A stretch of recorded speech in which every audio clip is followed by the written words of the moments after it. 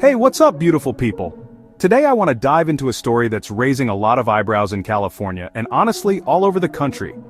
Remember hearing about that massive FireAid benefit concert back in January? Huge names like Lady Gaga, Katy Perry, and Olivia Rodrigo hit the stage at the Kia Forum, and the whole thing raised an insane $100 million for wildfire victims. The promise that night was clear: all the money raised will go directly to people who need it. That's what the host said, that's what the website said. Pretty simple, right?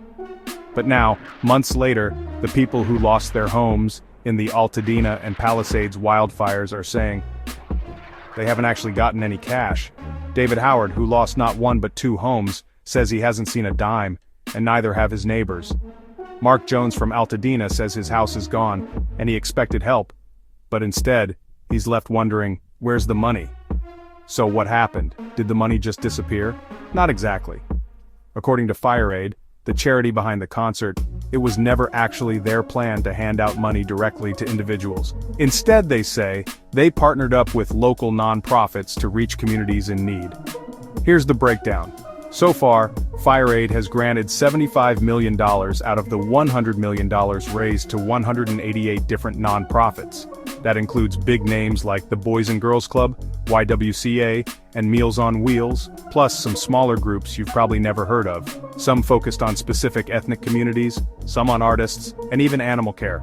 At least $6.5 million went to the County of Los Angeles. The remaining $25 million, that's supposed to be rolled out later this summer, and it's earmarked for things like long-term wildfire mitigation, environmental resilience, and sustainable rebuilding. So, more big-picture stuff, not immediate relief for families who lost everything. Now if you're thinking, wait a minute, that's not what was promised at the concert, you're not alone. Even a California congressman, Kevin Kiley, has called for an investigation by the U.S. Attorney General. And David Howard, that wildfire victim I mentioned earlier, he says yeah, it's time for some answers. But here's where it gets complicated. Some of the nonprofits that got FireAid money say it really did help. The LA Times reached out to 100 of these groups. Turns out, the money let them keep food banks open, provide shelter, mental health support, and care for animals displaced by the wildfires. So, it's not like the money vanished into thin air.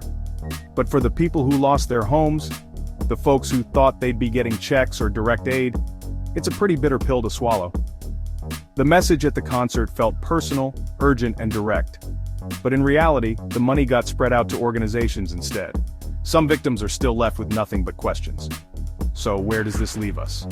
The FireAid board, which includes folks from the LA Clippers and is advised by the Annenberg Foundation, insists they're doing things by the book.